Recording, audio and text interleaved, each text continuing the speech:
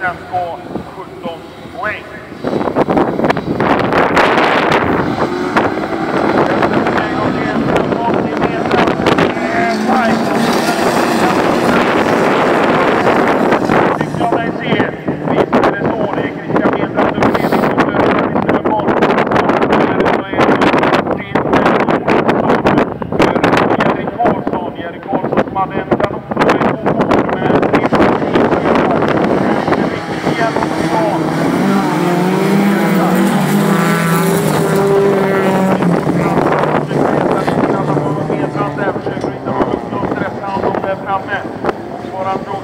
Medbrand i ledningen före Strömholm, före Martin Olsson, före Erik Olsson, Johan Svensson och Södergren.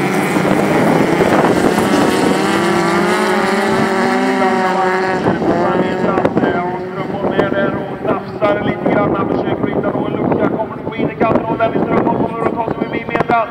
Ja, då krockar de ihop lite grann om det blir Dennis Strömholm så går segrar nu. Martin Olsson och Medbrand.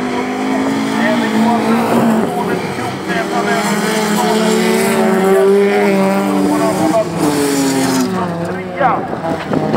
Johan Svensson på en fjärde.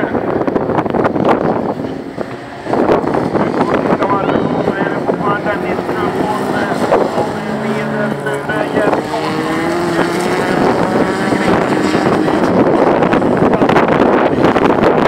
Han är en favorit inför A-finalen om han gör en bra sista 7:e omgång också. Erik Olsson där bakom på andra vattenlågan mot Stockholm.